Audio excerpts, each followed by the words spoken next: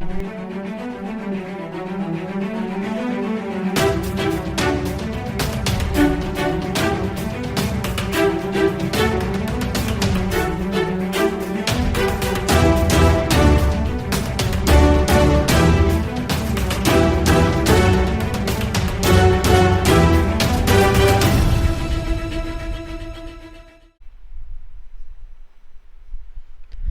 aspirants, welcome to UPSC Civil Services Simplified. The Berlin Wall, which had been built at the highest symbol of the Cold War, was toppled by people in 1989. This dramatic event was followed by an equally dramatic and historic chain of events that led to the collapse of the Second World and the end of the Cold War. Germany, which was divided in the Second World War, got united, and one after another, the 8 East European countries that were part of the Soviet bloc replaced their communist governments in response to massed demonstrations. The Soviet Union, stood by the Cold War, began to end. Surprisingly, not by military means, but by result of mass actions by ordinary men and women. Eventually, the Soviet Union itself disintegrated. So, in today's lecture, we will discuss the meaning, the causes and the consequences of the disintegration of the Second World.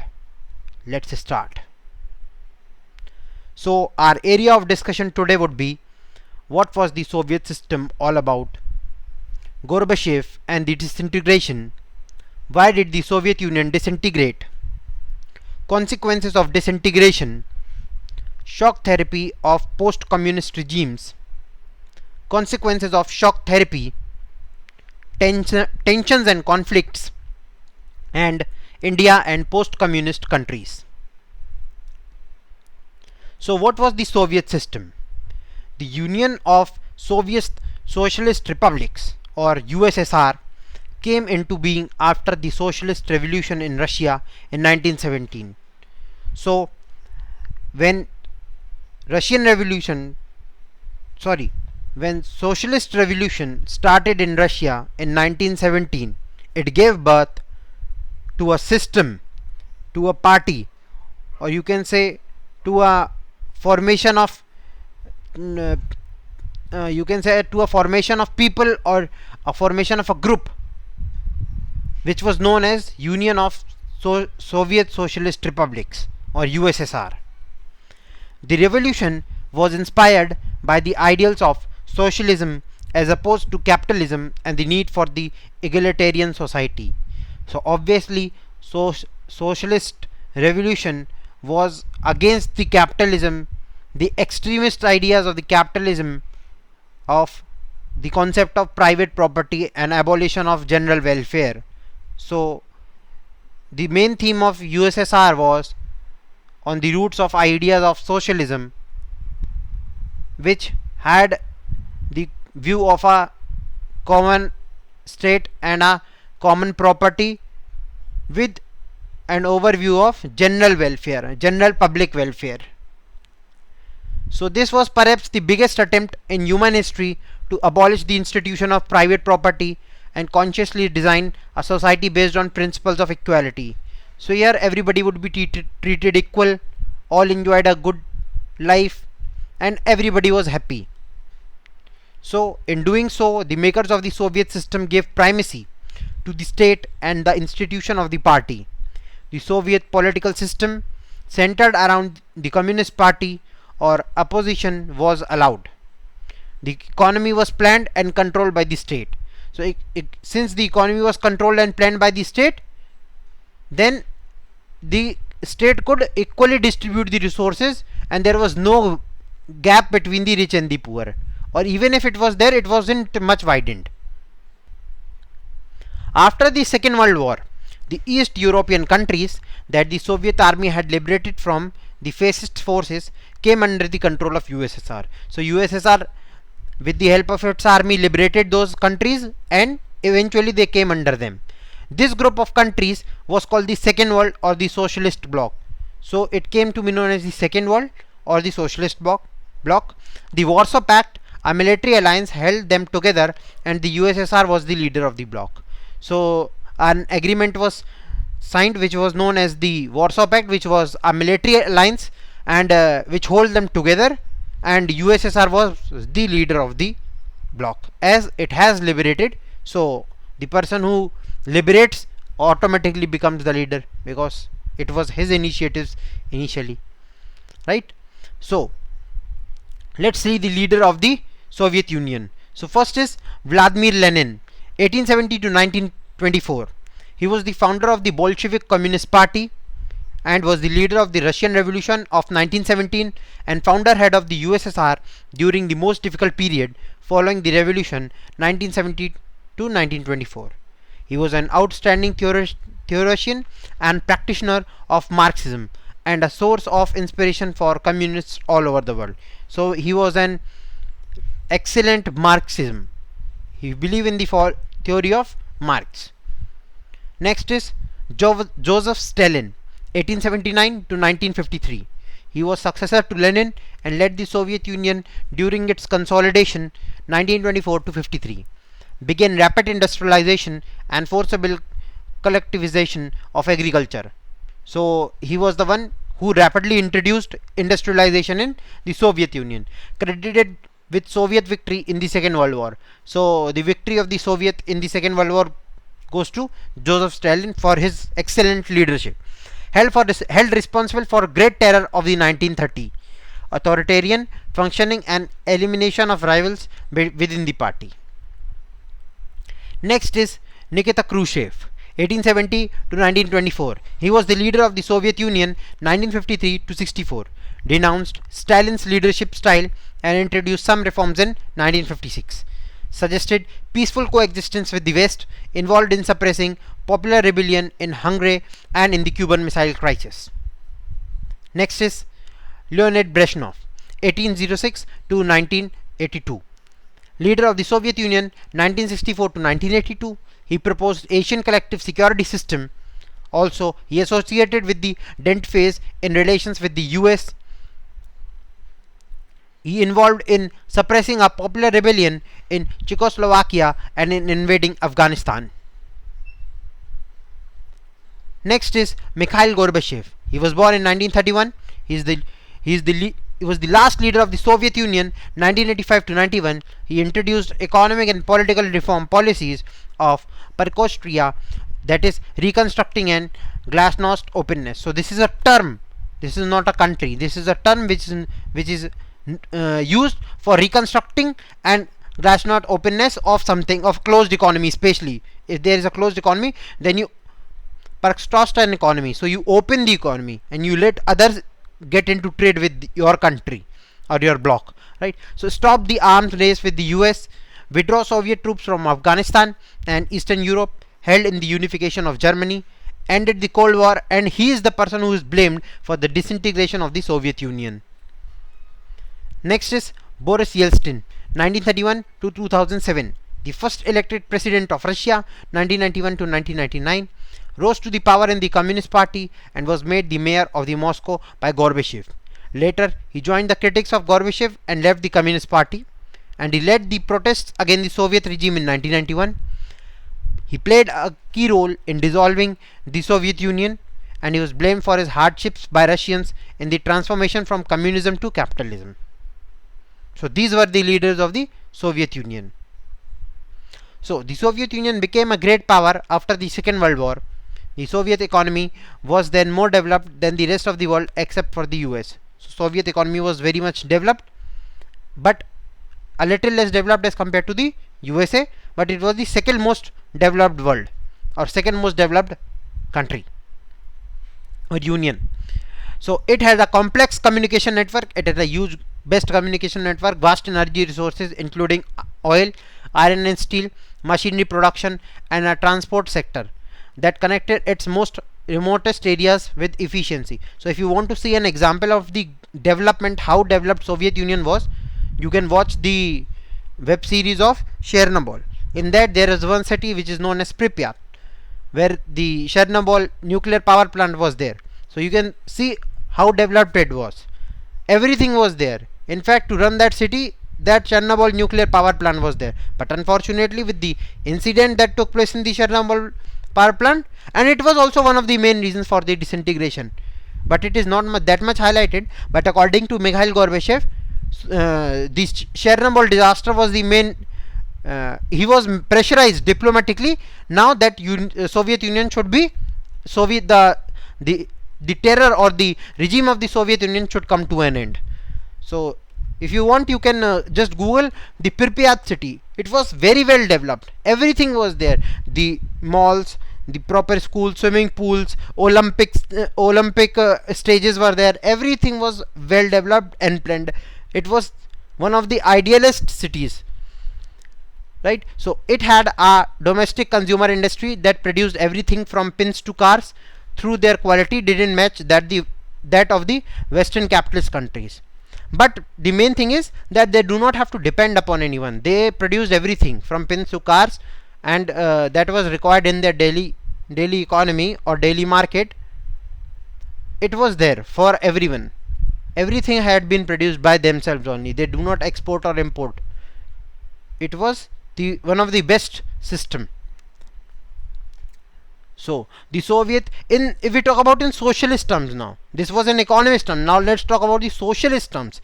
The Soviet states ensured a minimum standard of living for all citizens, and the government subsidized basic necessities including health, education, child care, and other welfare schemes. So you can see in economic terms also, in social terms also, the Soviet Union or the Soviet bloc took care of its citizens.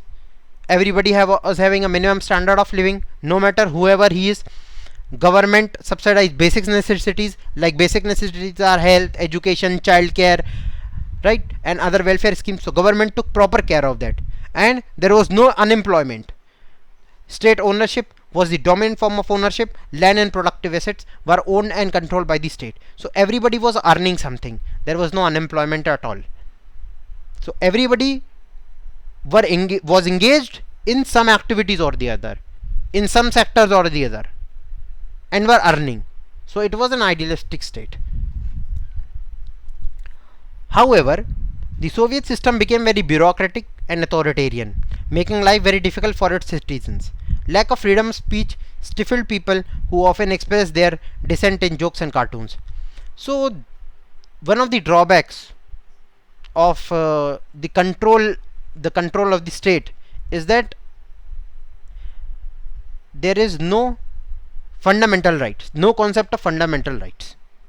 So it was very bureaucratic in nature and authoritarian too. So as a result, it was very difficult for its citizens to breathe freely. Although they were breathing, but they weren't breathing freely, right? To breathe freely means you are free to speak. Like in India, you are free to speak under Article 19. You are free to speak. Not something under some circumstances you are not allowed to speak. That is again the sovereignty and integrity of India. Let's not go into polity. But the thing is that without freedom of speech, without equality was there. Without freedom of speech and without basic fundamental rights, you cannot live. You cannot live freely. So this was not there. So if you express your dissent in jokes and cartoons, you were criticized by the government and you were put behind the bars. So most of the institutions of the Soviet state needed reform. The one-party system represented by the Communist Party of the Soviet Union had tight control over all institutions and was unaccountable to the people. So first of all, there was one-party system. It was like China, one-party system. So there is no opposition, and even if oppositions rose, that party who was in power suppressed that party. You sit quiet. You are not supposed to reform against us. And the party was unaccountable to the people. So no matter whatever they are doing, the public has no right to ask what is they are doing. Somewhat like today's Indian government. Sorry to say that, but they were unaccountable to to the people.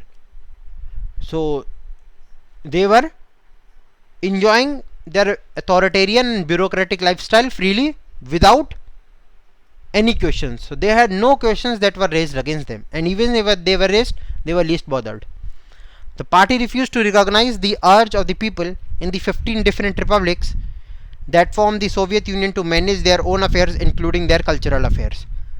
So party didn't urge into the common lifestyle of the people, and the common lifestyle or the common life of the people was much different from that of the people of the government.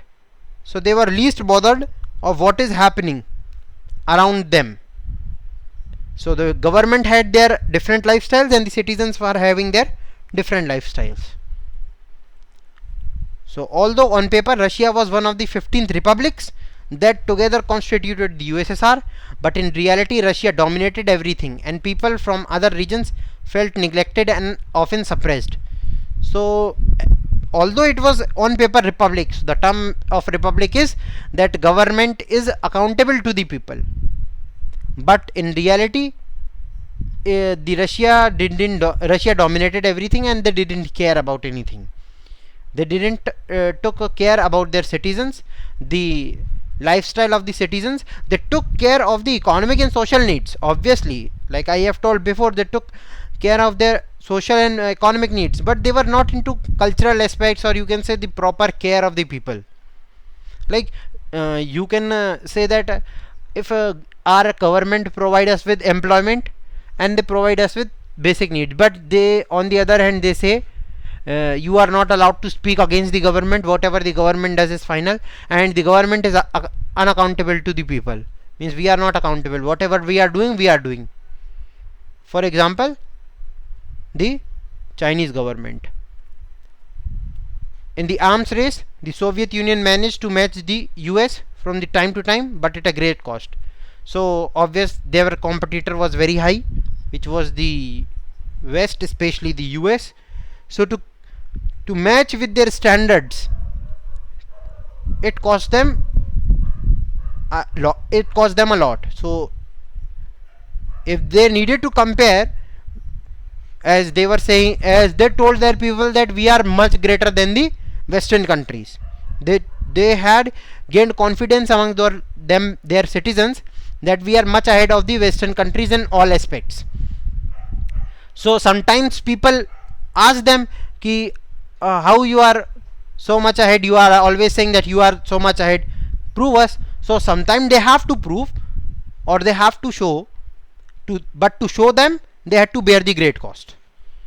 The Soviet Union lagged behind the West in technology, infrastructure, example transport power, and most importantly in fulfilling the political and economic aspirations of citizens. So but they lagged behind in technology, infrastructure. They were not having that much technology, which was and as was not advanced as much in the USA, and they were most importantly fulfilling the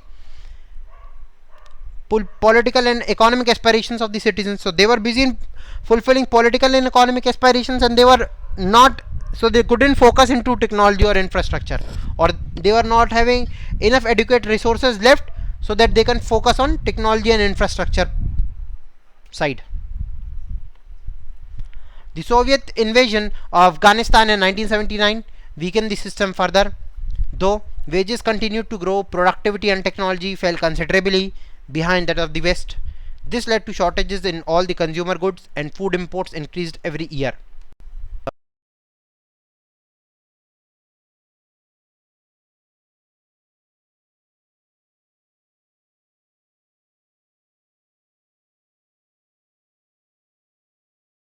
Although income of their country grew, the productivity and technology fell considerably. Although they were very much weak as compared to the West, now they've fallen. It led to shortages of consumer foods and consumer goods and imports. Consumer goods and food, and as a result, imports increased. Again, it cost a lot of money. The Soviet economy was faltering in the late 1970s and became stagnant. It was visibly very much clear that Soviet economy is falling slowly but constantly. So it was falling down, and there was no signs of even a minute upward of the economy or the rise of the economy. So once the economy is falling, then the government has to give up. There is no but and if in that particular case. So Gorbachev and the disintegration. So now let us see how the Soviet Union disintegrated. So there were much pro and cons of the government, but how it led to disintegration, let's see. So Mikhail Gorbachev, who had become the general secretary of the Communist Party of the Soviet Union in 1985, sought to reform this system. So Mikhail thought that now it's time to bring some reforms in the system, as the system is too rigid and it is not much in the welfare of the common people. So let us reform the system. So reforms were necessary to keep the USSR abreast of the information and technological revolution taking place in the West. So he decided to improve the sectors of information and technology as compared to the West. However, Gorbachev's decision to normalize relations with the West and democratize and reform the Soviet Union had some other effects that neither he nor anyone else intended or anticipated. So if you want to build yourself like someone, first you have to friendship with him. Like, you cannot if you want to compete, then you have to learn something. So in order to learn, you have to first forget the point of enemyship. So same was done by Gorbachev. He started neutralizing his enemic relations with the West and but it was criticized by some people. It was criticized by the oppositions. So Gorbachev didn't thought of that. Okay, I would be criticized at some point because he was obviously doing good for his country. But people in the Eastern European countries, which were part of the Soviet bloc, started to protest against their own governments and Soviet control. So they were somewhat like rigid, that we should not take help from the West, neither we should learn something from the West. And sometimes they even said that why we are comparing ourselves to the West. We are best in ourselves and we do not have to compare ourselves with the West. But they were ordinary citizens, or they were not that much educated. But Gorbachev know that we are much far behind in terms of technology and transport and other sectors, defense, etc., with compared to the Western, and we have to take help, or at least we need to learn from them. If not take help, at least we need to learn from them. So this was opposed by the people, especially of the Eastern European countries. So unlike in the past, the Soviet Union under Gorbachev did not intervene when the disturbances occurred and the communist regime collapsed one after the another. So one after the another, each country started withdrawing its support to the Soviet Union, and they didn't try to intervene. They didn't try to give their suggestions or give their feedback on whatever the circumstances were. So these developments were accompanied by a rapidly escalating crisis within the USSR that hastened its disintegration. So this was accompanied by rapidly escalating crisis, and it hastened its disintegration more at a much higher pace. Gorbachev initiated the policies of economic and political reform and democratized within the country. So it was even opposed by its own leaders. The reforms were opposed by the leaders within the Communist Party. So the people had tasted freedom by then and did not want the old style rule of the Communist Party. So they did not want now another old style rule anymore. They wanted to get freedom. So Boris Yeltsin emerged as a national hero in this era, and he opposed the coup, the Russian republic where Yeltsin was a popular election began to shake off centralized control. So they neither want coup to rule them, neither they want now communist party to rule. They want everyone to now disintegrate and let the common people breathe in free air. So power began to shift from the Soviet center to the republic, especially in the more Europeanized part of the Soviet Union, which saw themselves as sovereign states. The Central Asian Republic didn't ask for independence and wanted to remain with the Soviet Federation. So the Central Asian Republic, they did not ask for independence. They were saying like, we will be with Soviet Federation only if it exists, and if everybody gets independence, then we will also enjoy the taste of independence. But they do not fight for the independence. So in December 1991, under the leadership of Yeltsin, Russia, Ukraine and Belarus, these were the three major republics of the USSR, they declared the Soviet Union that Soviet Union is disbanded. Now Soviet Union didn't exist. Soviet Union is banned. And the Communist Party of the Soviet Union, this was banned, as I said. So they said now it's over. We do not accept Soviet Union anymore. We do not know how Soviet Union is. Now we are an independent country. We are sovereign in ourselves. We do not care whatever everyone says, whatever the other countries' opinions are. We are independent of ourselves. So capitalism and democracy were adopted as the basis for the post-Soviet republics. So all these three major republics, they accepted capitalism and democracy as their basis. So they said then on these two idealisms we'll run our country. So the declaration of the disintegration of the USSR and the formation of Commonwealth of Independent States (CIS) came as a surprise to the other republics, especially to the Central Asian ones. Central Asians, they were like, we want to stay with the Soviet. They were like in the support of Soviet. They said we do not want freedom, but other countries were rigid in their action that they will attain freedom from the Soviet bloc or any other coup if exists. So they do not want now. They wanted to be independent. This was for sure that people within themselves, people were frustrated with the government and now they wanted to become independent. It was simple under the leadership of Boris Yeltsin. So they became independent, and the formation of CIS was a surprise to Central Asian ones who wanted to be with the Soviet. So they said, okay, let's be independent.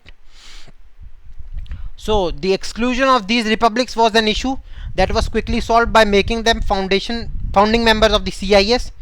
So these three republics were the founding members of CIS. Russia was now accepted the successor state of the Soviet Union. So Soviet Union disintegrated. It was now no more. So Russia was accepted successor, and it inherited the Soviet seat in the, since it was the largest state in terms of both population and area, also in power. So it obviously took the UN Security Council seat of the Soviet, and Russia accepted all the international treaties and commitments of the Soviet Union. It took over as the only nuclear state of the post-Soviet space and carried out some nuclear disarmament measures with the US. So US took advantage of this and he said, okay, you are already collapsing, and dear Russia, sign some of the agreements as it was signed by your earlier boss or Soviet bloc or Soviet Union, and you also no more nuclear playing. Okay, signed the nuclear disarmament. So no more nuclear fight and no more nuclear disengagement with any of the countries of the world. As a result, the old Soviet Union was thus dead and buried. So Soviet Union, the story of the Soviet Union came to an end. Very good leader you were, but now you are no more. So the question arises in our mind that why did the Soviet Union disintegrate? Apart from some pros and cons, every government has some pros and cons. So why did they disintegrate finally? What were the main reasons? So let us see the main reasons. So how did the second most powerful country in the world suddenly disintegrate? This was a sudden action. Within few years it disintegrated. It was second most powerful country which was giving extreme competition to USA. So how did they disintegrate it? So there is no doubt that the internal weakness of Soviet political and economic institutions, which failed to meet the aspirations of the people, were responsible for the collapse of the system. So you cannot stay in the competition of the world if your own people are not happy, right? So it is impossible for a country to become a leader if its internal people are not supporting. This is the basic ideology. This is no rocket science. Simple hai, right? So economic stagnation for many years led to severe consumer shortages, and a large section of Soviet society began to doubt and question the system, and to do so openly.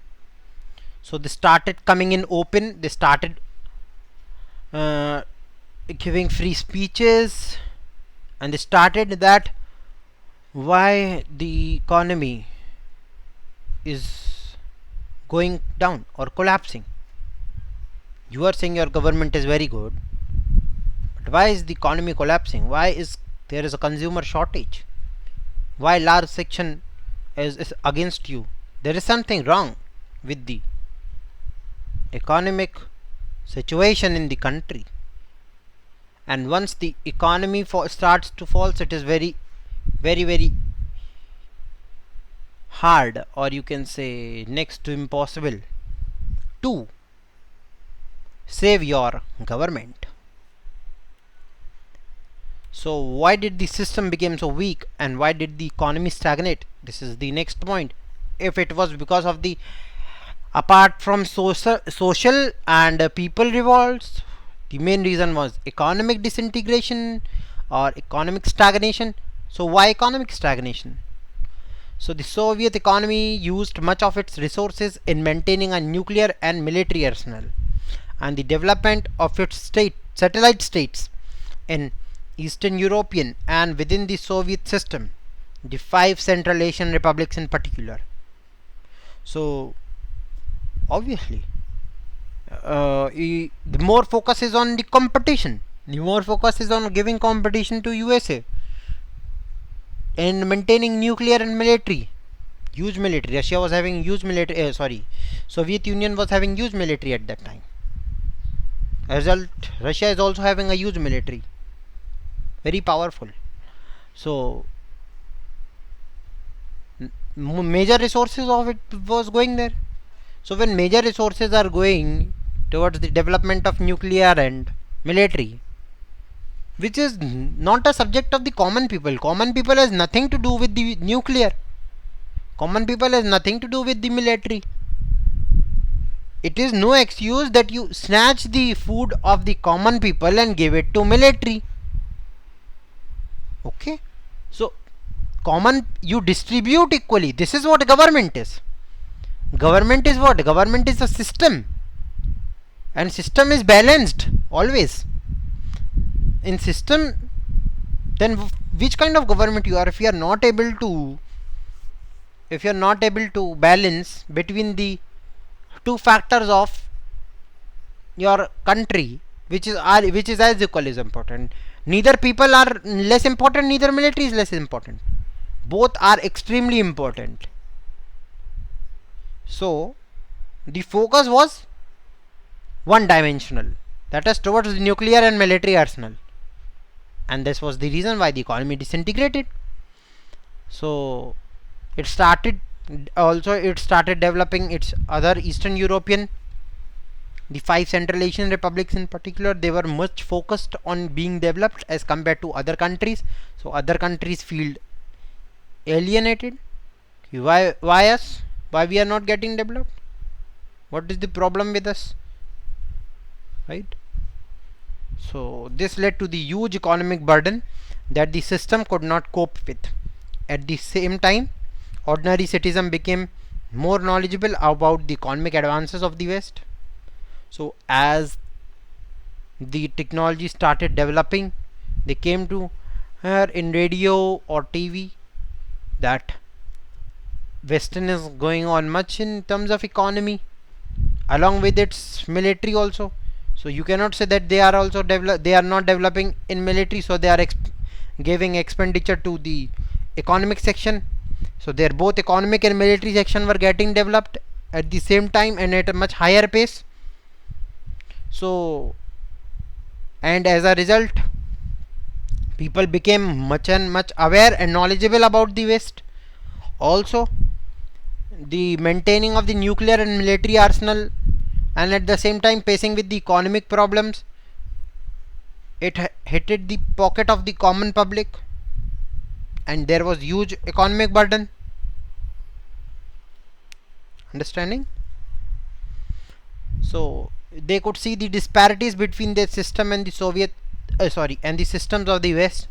So the disparities between the system of the Soviet, that is their countries, and the West, it started to widening, and people could feel that widen gap. After years of being told that the Soviet system was better than the Western capitalism, the reality of its backwardness came as a political and psychological shock. So some of its very very blind supporters. So in India, everybody knows what blind supporter is. No need to explain its definition. So it came as a political and psychological shock that youth were saying that Western countries are not that much developed, but now they are very much developed. We are seeing in the radio and TVs, we are hearing from here and there through the newspapers. They are developed in all the aspects of the society. Now what? Now give us answers. And government was saying, we don't have any answers. We are not accountable to the people. You go from here. No questions. So the Soviet Union had become stagnant in an administrative and political sense as well. The Communist Party that had ruled the Soviet Union for over 70 years wasn't accountable to the people. So as I told, there were 70 years and they weren't accountable. So ordinary people were alienated by slow and stifling administration, rampant corruption, the inability of the system to correct mistakes it had made, the unwillingness to allow more openness in government, and the centralization of authority of a vast land. So government itself inside was failing to administer, as it had acute shortage of resources. Was still, the party bureaucrats gained more privileges than the ordinary citizens, but at the same time bureaucrats were enjoying a lavish life, and people could see that they were having everything that a common people desire of. So their desire was bureaucratics lavish life, and here the common people was starving for even a meal. So if such a system exists, obviously people will revolt. So people did not identify with the system and with the rulers, and the government increasingly lost popular backing. So the government, which used to have a huge support through its people, it started having a loss of the supporters. Gorbachev's reforms promised to deal with these problems. Gorbachev promised to reform the economy, catch up with the West, and loosen the administrative system. So when Gorbachev came into power, he started to reform the economy. He started to catch up with he promised to catch up with the West and to loosen the bureaucratic or administrative system that was so watertight. Then Gorbachev carried out his reforms and loosened the system, set in motion forces and expectations that few could have predicted, and became visually impossible to control. So he loosened the system, and as a result, it was visually impossible to control the economy, which was so watertight. And of a sudden you open the economy, then the flowness of the economy would be somewhat which would not be in the hands to control. So there were sections of Soviet society which felt that Gorbachev should have moved much faster, and were disappointed and impatient with his methods. They did not benefit in the way they had hoped, or they benefited too slowly. So another section of the society, they were accepting a development at a much higher pace. They thought that Gorbachev has brought reforms, but the reforms are brought too slowly, which is again harmful for the system or for the society. They thought that it didn't benefit them, or even if benefited on a much slower scale. So all these problems were there. Others, especially members of the Communist Party and those who served by the system, took exactly the opposite view. They felt that their power and privileges were eroding and Gorbachev was moving too quickly. So on the other hand, the bureaucrats and the authoritarians who were enjoying their lavish life, who were enjoying their life at the fullest, they started that their power is going to lose, and they told Gorbachev that this is not correct. You are doing reforms too quickly. Take some time, give it a thought, and then start the reforms. But Gorbachev had its own view, and this was the tug of war like situation. So in this tug of war, Gorbachev lost support on all sides and divided public opinion. Even those who were with him became disillusioned, as they felt that he did not adequately defend his own policies. So they knew that he could not defend his own policies. They understood that Gorbachev he is not able to even stand up with his own policies, because his own people are not supporting his policies. So if a leader of a country brought the policy, and if his own leaders are not supporting, then the opposition will took advantage of it, that his policies are rubbish and of no use to the common public, and they took the belief of the people that Gorbachev and his reforms, that is the Communist Party, is useless to rule. So another development that led to the so this was the development that led to the collapse. Another development that led to the collapse of the Soviet Union and surprised most observers and indeed many insiders, that was the rise of nationalism and desire for sovereignty within various republics, including Russia and the Baltic republics, Estonia, Latvia and Lithuania. Ukraine, Georgia and other proved to be the final and most immediate cause of the disintegration of the US. So the feeling of nationalism and desire for sovereignty, this was the most strongest, you can say, the reason for the disintegration of the USSR.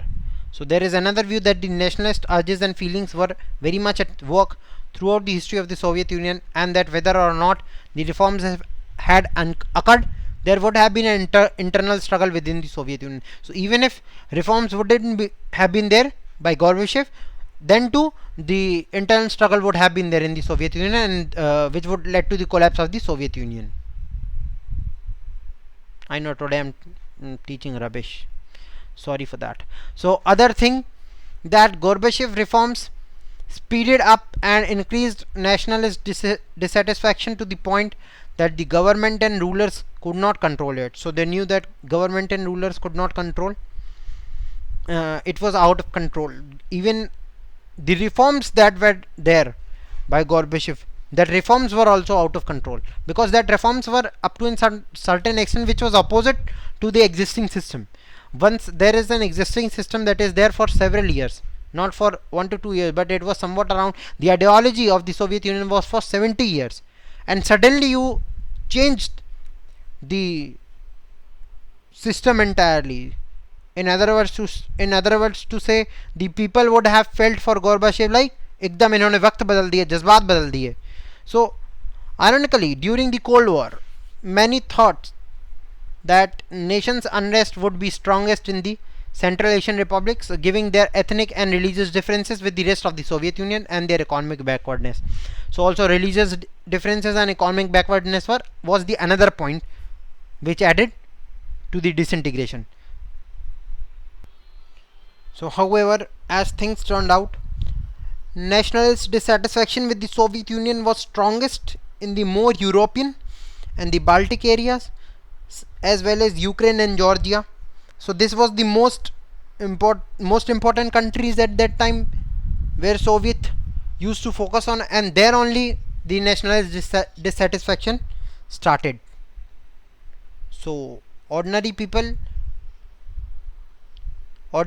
here felt alienated from the Central Asians and from each other, and conclude, so sorry, this was not the area where extremely sorry. So these were not the areas where Soviet Union focused on, and from each other, and concluded also that they were paying too high an economic price to keep up the more backward areas within Soviet Union. So they felt that they are paying the price to keep themselves backward from other countries. So in other terms, you can easily say that they are paying a price which was too high to keep the other blocks well maintained. So this was not a thing which would be supported at a long time. In some time, people would realize that this is going wrong and they would oppose this, which will grow into an nationalist dissatisfaction among the people. So what were the consequences of the disintegration? So what were the consequences of the disintegration? The collapse of the Second World of the Soviet Union and the socialist systems in Europe had profound consequences for world politics. So there are three broad kinds of enduring changes that result from the collapse of the USSR. So USSR disintegrated, and every action has some reaction. So what were those reaction or the consequences? First was, it meant an end to the Cold War confrontations. So as Cold War was between the Second World and the First World, and the Second World, and Second World collapsed, so there is no one, so only First World exists. The ideological dispute over whether the socialist system would be the capitalist was no anymore issue. Socialist system has collapsed completely, and capital system enjoyed its lone power. Since the dispute had engaged the military of the two blocs, had triggered a massive arms race and accumulation of nuclear weapons, and had led to the existence of military blocs, the end of the confrontation demanded an end to this arms race and a possible new peace. So arms race also came to an end. Nuclear threat that was constantly there within the minds of the people of the world, it came to an end, and people took a sigh of relief and thought that the Cold War is over and now we'll be in a peace state. Secondly, power relations in world politics changed, and therefore the relative influence of ideas of and institutions also changed. So relations between the world politics changed a lot. The end of the Cold War left only with two possibilities: either to remain with the remaining superpower, or to create a unipolar system, or different countries or group of countries could become important players in the international system, thereby bringing in a multipolar system where no one power could dominate. Or it was somewhat like to create a non-aligned movement type system where no one party would dominate over the another and everybody would be equal. Or another option was to be with the first power, that was the USA. So as it turned out, the US became the sole superpower. Backed by the power and prestige of the US, the capitalist economy was now the dominant economic system internationally. Institutions like the World Bank and International Monetary Fund became powerful advisors to all these countries, since they gave them loans for their transactions to capitalism. So since the countries of the Soviet that were independent now were not that much developed in terms of economy, and they needed to develop themselves economically, for that they needed funds. So World Bank and IMF came as an powerful advisors and provided them with loan to take transactions from the capitalist countries and build their economy. Politically, the notion of the liberal democracy emerged as the best way to organize political life. In political terms, it was like, we'll adopt liberal democracy, it would be best, because we have seen the failure of socialism on the large scale. Dictatorship, people will resist because people wanted to live freely. So it was liberal democracy that would emerge as the best political organization of politics would be best. Third, the end of the Soviet bloc meant the emergence of many new countries. All these countries had their own independent aspirations and choices. Some of them, especially the Baltic and the East European states, wanted to join the European Union and became part of the North Atlantic Treaty Organizations. So they wanted to join the North Atlantic Treaty Organization, whereas the Central Asian countries wanted to take advantage of their geographical location and continue their close ties with Russia, and also they wanted to establish their ties with the West, the US, China and the others. So they wanted to establish their relations with all the parts of the countries, all the countries of the world, all the countries of the world. Thus the international system saw many new players emerge, each with its own identity, interests and economic and political difficulties. Now, the shock therapy in post-communist regimes. The collapse of communism was followed in most of these countries by a painful process of transition from an authoritarian socialist system to a democratic capitalist system. So sudden transition and a painful one from a socialist to a democratic capitalist. The model of transition in Russia, Central Asia and East Europe was that was influenced by the World Bank and International Monetary Fund, came to be known as shock therapy. So actually shock therapy is a medical term in which when the patient does not respond and the patient ceases to get paralyzed, you give him shock, electric shock, so that he may become active again. So in economic terms, if we talk about the shock therapy, it's like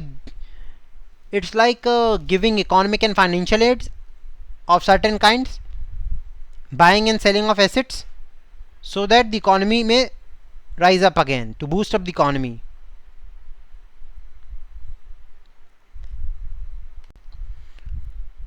So in economics, shock therapy is the sudden release of price and currency controls, withdrawal of state subsidies and immediate trade liberalization within a country, usually also including large scale privatization of previously public owned assets.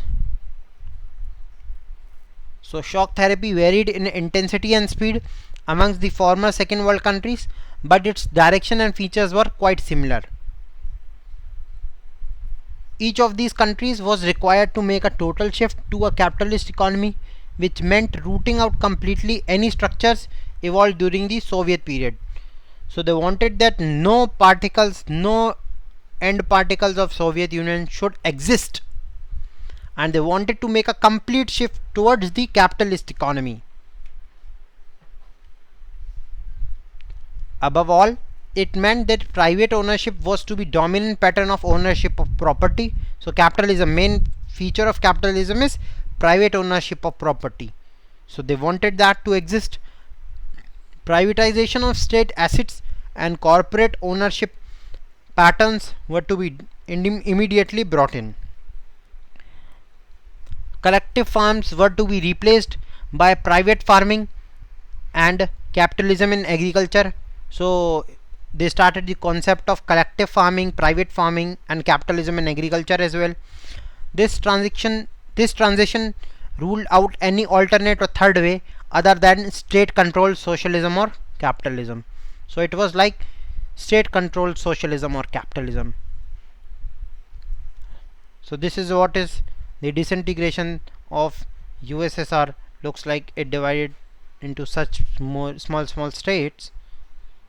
Now they were independent.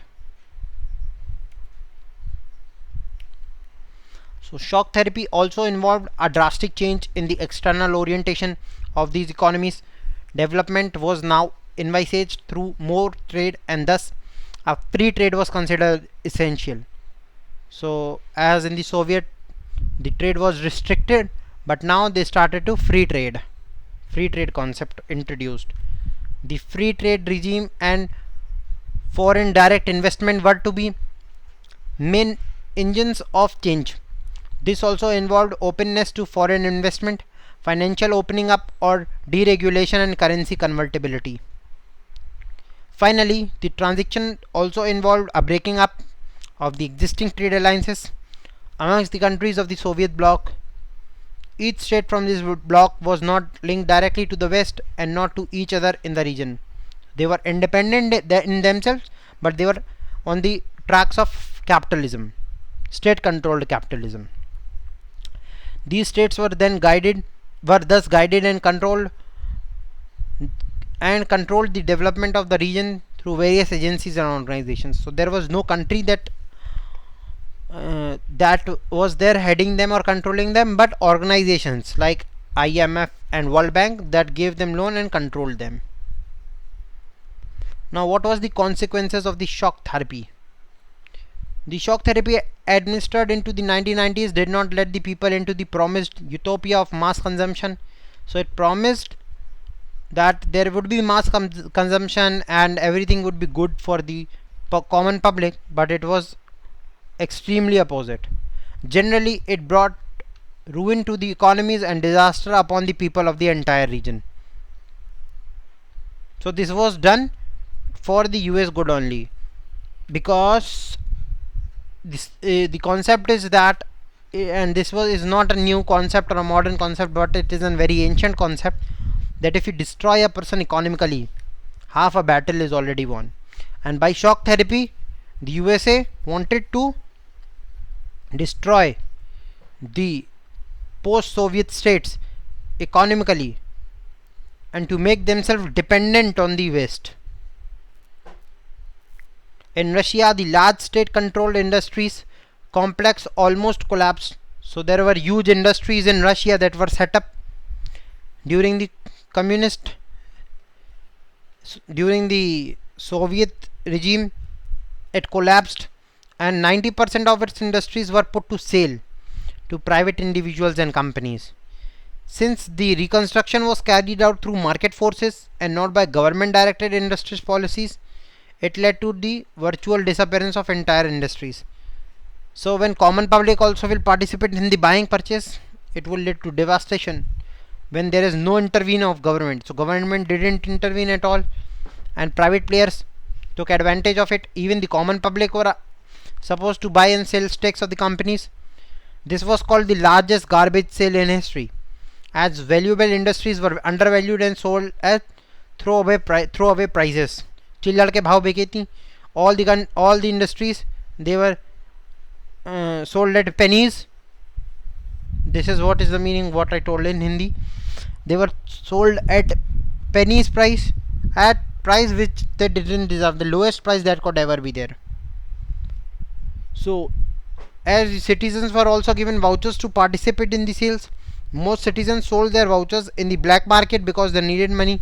So common citizen has nothing to do with the industry, and they were given participate, so they sold their vouchers in the black market because they needed money. All they need is money. They do not want the industry participation or the stakes of the industries. They wanted sudden money, so they sold their vouchers in the black market. So people who existed in the black market, they took advantage of them, of the vouchers, and they started trading with the most rich party, and rich party eventually took control of the industries. So the value of the ruble, the Russian currency, declined dramatically. The rate of inflation was so high that people lost all their savings.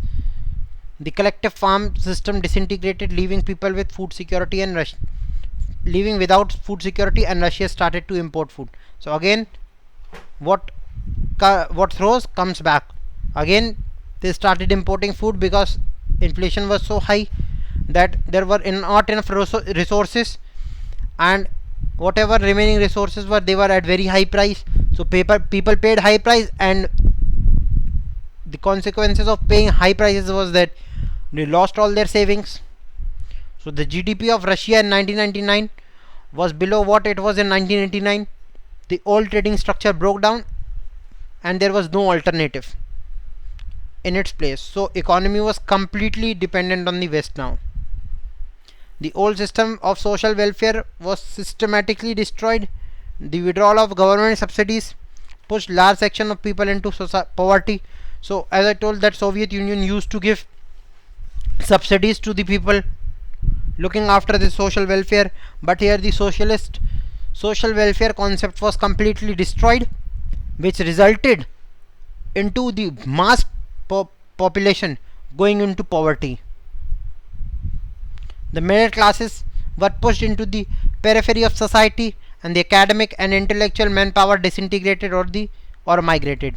So the middle class were pushed into the periphery, and they were like middle class was like they were having no value, and the academic and intellectual manpower who hold some prominent positions at that particular time when Soviet Union existed, they either disintegrated or they migrated to another country. A mafia emerged in most of these countries and started controlling many economic activities. So mafias like emerged and they started controlling the economic activities, and you have to pay to mafias for trading into economic activities or to buy certain things. So privatization led to new disparities. Post-Soviet states, especially Russia, were divided between the rich and poor regions. Unlike the earlier system, there was now great economic inequality between people. So the richer became more rich and the poorer became more poorer. As a result of shock therapy, about half of Russia's 1500 banks and other financial institutions were bankrupt. For example, Inkommen Bank, which was Russia's second largest bank, went bankrupt in 1998. As a result, the money of 10,000 corporate and private shareholders was lost, along with the money kept in the bank by customers.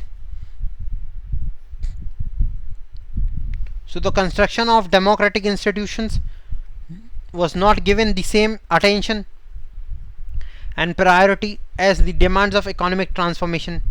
The constitutions of all these countries were drafted in a hurry, and most, including Russia, had a strong executive president with the widest possible powers that rendered elected parliaments relatively weak.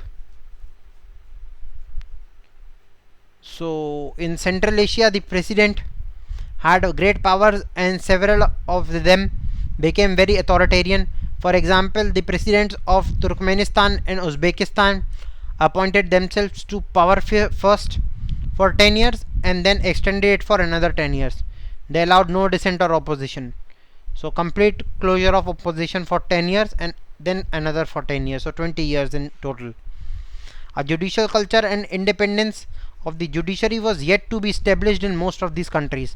So there were no judicial culture and no independence of judiciary. So it was like a dictatorship type of administration was there in the countries, in those countries where no questions would be asked.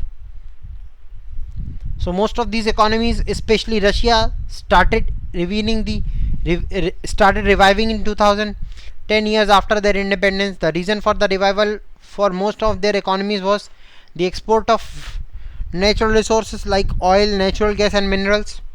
So they started to trade with the countries. They started exporting oil, slowly reviving their economy. Azerbaijan, Kazakhstan, Russia, Turkmenistan and Uzbekistan are major oil and gas producers, and they started reviving their economy through oil exports.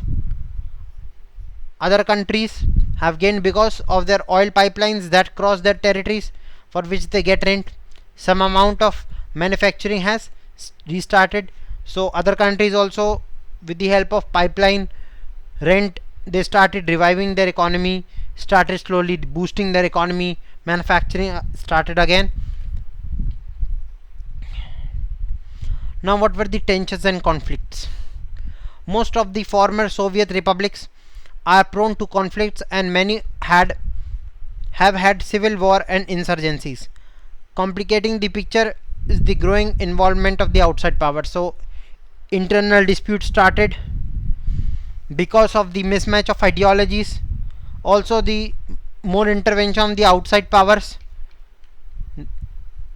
it started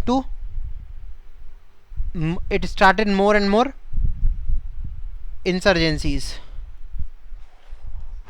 In Russia, two republics, that is Chechnya and Dagestan, have had violent secessionist movements. So two republics in Russia, that is Chechnya and Dagestan, they started having violent suppression between themselves. So Moscow's method of dealing with the Chechen rebels and indiscriminate military bombings have led to many human rights violations but failed to deter the aspirations for independence. Actually, they wanted to get disintegrate from Russia. So in Central Asia, Tajikistan witnessed a civil war that went on for 10 years till 2001.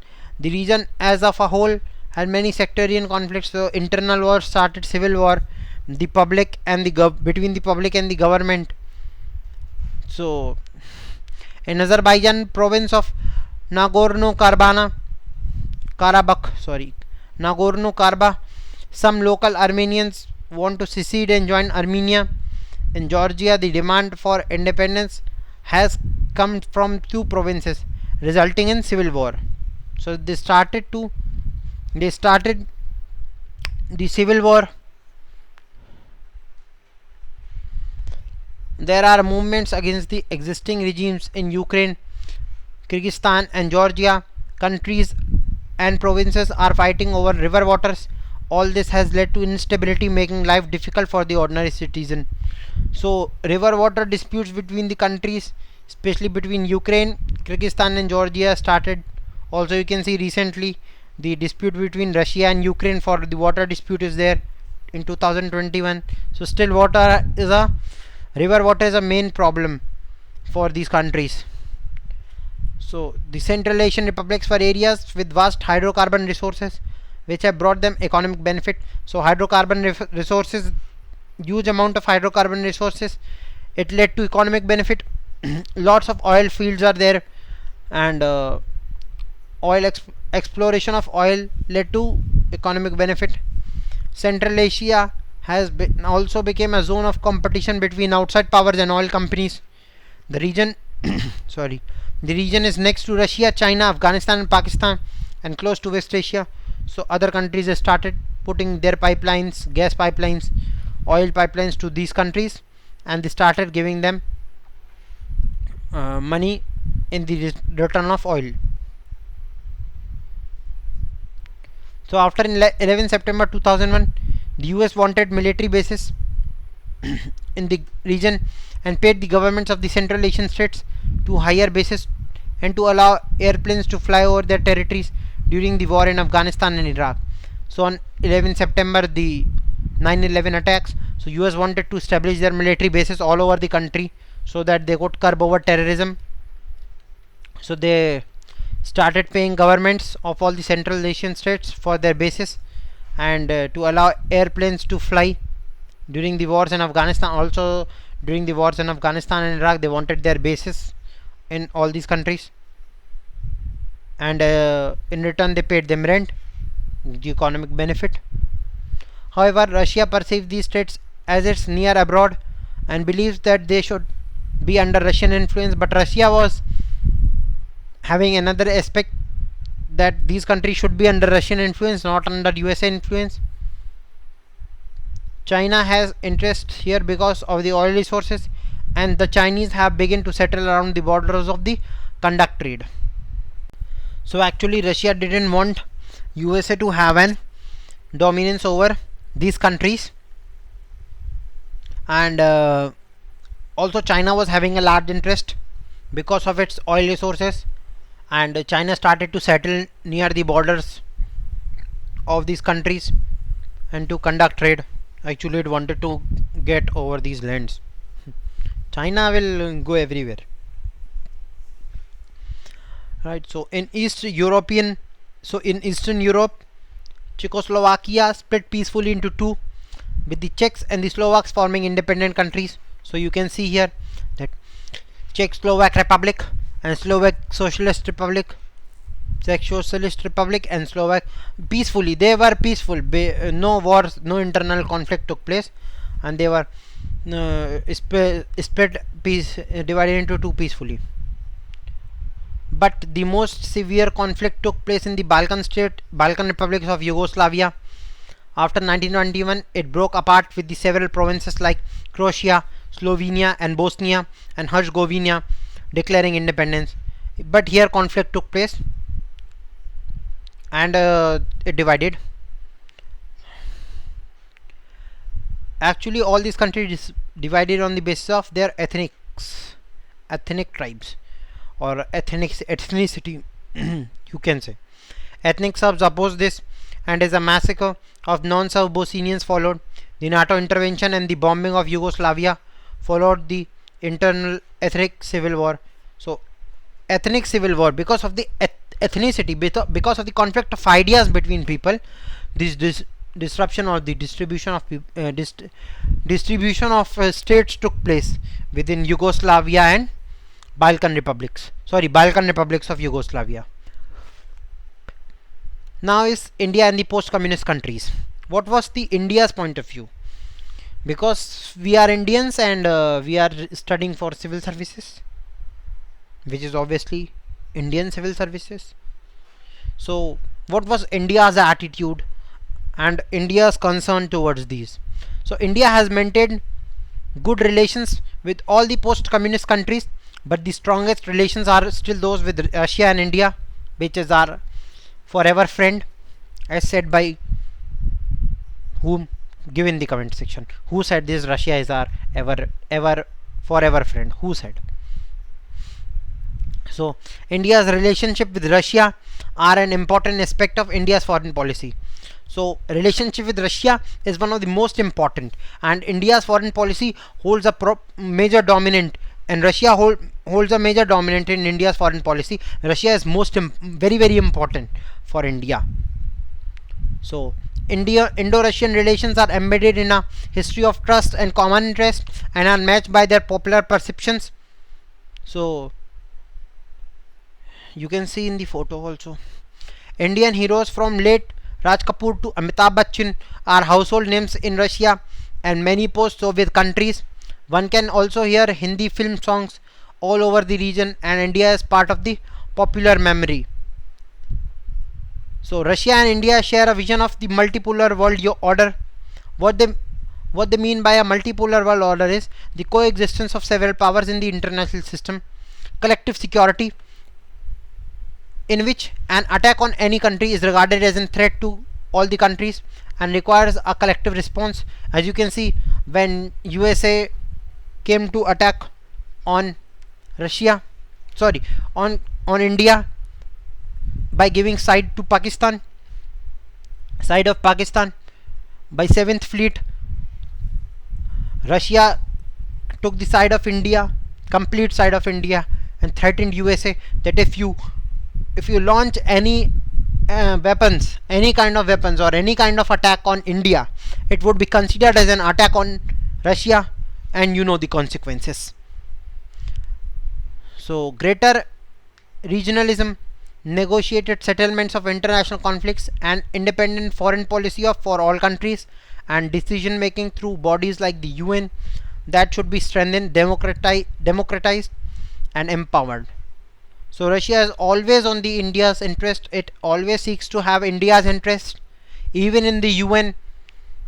Whenever the terms whenever the term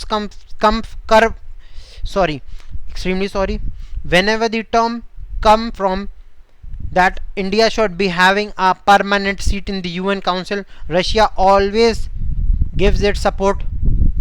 But because China is having veto and it puts its veto, India refrains from getting the permanent seat in the UN. But Russia is always on India's side. The thing is that Russia is always on our side, and even in the crisis that is going on today, that is the COVID-19 crisis, the severity of oxygen, Russia was the first country to act, although all the countries participated with India and give India its helping hand, all the countries, but Russia was the first country to give its cryogenic cylinders, tankers, oxygens, and thanks to all the countries, Russia, USA, Thailand, everyone. Thank you for the from the common heart, common citizens' heart. Thanks a lot. All the countries. We love you all countries. You all are great. So, more than 80 bilateral agreements have been signed between India and Russia as part of Indo-Russian strategic agreements of 2001. So, lots of agreements have been signed between India and Russia since 2001 and till today also. Lots of agreements have been signed. Sorry, I took all the countries. Thank you to all the countries, UAE, Dubai, France, everyone. You all are great countries. India's stand to benefit from its relationship with Russia on issues like Kashmir, energy supplies, sharing information on international terrorism, access to Central Asia, and balancing its relations with China. So, Russia has always given its stand towards the Indian side, whether it is on issues like Kashmir, on the UN platform, energy supplies, on international terrorism, access to Central Asia, balancing its relations with China, and Russia is also our major defense partner. All the weapons of the Indian army comes from Russia, apart from Israel also, France, USA, and Russia is also our very big defense partner. No doubt in that. Russia stands to benefit from this relationship because India is the second largest arms market for Russia. The Indian military gets most of its hardware from Russia, though now it is focusing towards Israel also. Israel, very good country, very much developed. Small country, but very good. COVID-19 has gone fully in Israel. Israel and New Zealand are the two most countries where COVID-19 has come to an end. Since India is an oil importing nation, Russia is important to India and has repeatedly come to assistance of India during its oil crisis. Although we take much of our oil demand from UAE, Iran, and these countries, oil countries, but Russia is our very good backup for oil crisis. If these countries do some left or right, we have Russia. No issues. So India is seeking to increase its energy imports from Russia and the republics of Kazakhstan and Turkmenistan. Cooperation with these republics includes partnership and investment in oil fields. Russia is important for India's nuclear energy plans and assisted India's space industry by giving, for example, the cryogenic rocket when India needed it. Russia and India have collaborated on various scientific projects also, various industries also, when we needed those industries the most during our post independence times, when we were not that much economically developed, when USA did not took much interest in India. Russia helped a lot. Russia helped in developing India a lot. You can read any book, there you can see that Russia helped a lot in developing India's economic strength. So, flashback of India and the USSR. First, if we talk about the economic, the Soviet Union assisted India's public sector companies at the time when such assistance was difficult to get. As I told you, it gave aid and technological assistance for steel plants like Bhilai, Bokaro, Vishakhapatnam, and machinery plants like Bharat Heavy Electronics Limited, BHEL, etc., which is also one of the biggest PSUs. Bharat Heavy Electronics Limited.